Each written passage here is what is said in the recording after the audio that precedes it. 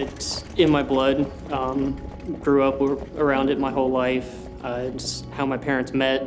That was my first job growing up. It was something that was always a chore until somewhat recently and became a passion of mine.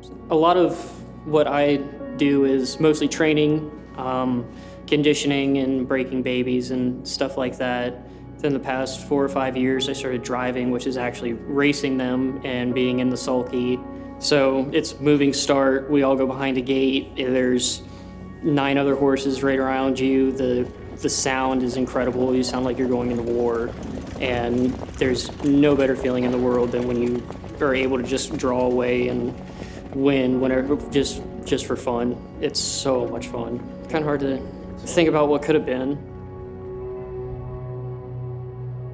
Rob came in to us from another hospital after he had been kicked by the horse, and he unfortunately had a very significant liver injury. And he also had some rib fractures on the right side as well. But when he came to us initially, he was very sick. He presented as a Category 1 trauma.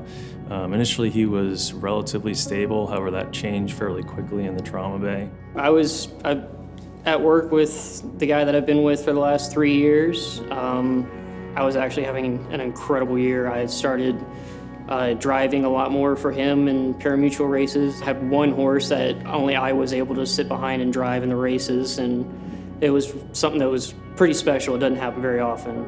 Actually, the week before the accident, I finished 3rd with him at Cleveland, and then I was supposed to drive him about 2 or 3 days after I was in the hospital. I've been kicked a couple times before. I just thought it knocked the wind out of me. So after I went down, I got back up, chased the horse down, grabbed him, put him in cross ties and everything, and then I just kind of went to my knees. My boss's wife threw me in her brand new car, and we went to the closest hospital, going about 90 miles an hour. That woman was a superhero. My girlfriend showed up, who was already on the way to the farm.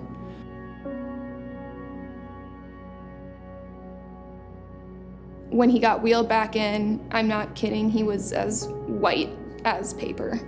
And that's when I knew this was really, really serious. The next thing I know, I'm in a waiting room because he had been taken to surgery. And I just remember curling up and crying because Shoemaker had come in saying he only had 60 seconds to live when they brought him in. So after his first operation with my partner, Dr. Shoemaker, who stopped his bleeding, I took over at that point. This was about 24 hours or so into his hospital stay, did definitive closure of his abdomen and repair of the liver. And at that point, we were able to get him off the ventilator. Having an ER doctor sit down with you while you're curled up crying is very different. It puts a whole different perspective on doctors, especially ER doctors who are busy all of the time. And the fact that he came in for a second time and just sat down with me and talked to me like a family member and a medical professional made all the difference to me. And that's when I knew that we were in the right place and he was going to be okay. At that point, once he came off the ventilator, things progressed well. His liver injury was very complex, and he really had pretty much all the complications we would anticipate from that type of injury. And seeing the person you love intubated, not being able to breathe on their own, in restraints because a tube is down their throat, it's very hard to see from the other side of it.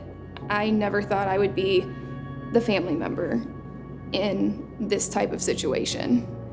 Next thing I know, I woke up with a tube down my throat about a day later. And I remember maybe just about every single day when he could, DeVoe came in afterwards, followed up with me, went through any questions that I would have had, really helped us out a lot there. Everybody was so professional. I'm very, very afraid of horses. And so when I heard that he was here because he was kicked by a horse, I was like, what were you doing with a horse? And he said he's been around horses his whole life and he actually trains them. And it seems like he has a very good social support in his family. They made fun, and they were all around, and it kind of created a good environment, to support healing. So it was good. Trauma takes a village and a team.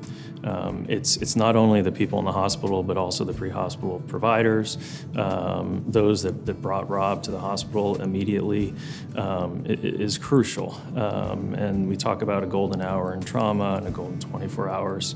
That all is equally, if not more important than what we do for him in the hospital. So all of those parts lining up are really key in having a successful outcome. I'm proud to be a part of the OhioHealth trauma team. It's just a seamless environment where physicians, nurses, physical therapists, social workers all work together. Having that kind of a mindset and knowing that these people are there not for a paycheck and helping you and genuinely interested in how you are doing, it really makes a big difference. My biggest rehab has actually just been going back to work. Just not relearning, but just having to get comfortable again. And I've been back behind the horses for the last 3 months. Yeah, it's kind of hard to keep horsemen away from horses, but I'm just itching to get back to driving and really racing again. Obviously, the most rewarding part of the job, and somewhat unique that we're doing it like this now. I don't think I've ever seen somebody almost 6 to 8 months after their injury, and to hear that he's back at work doing what he loves after the last 3 to 4 months. That's why we do what we do. Oh, it's very fulfilling.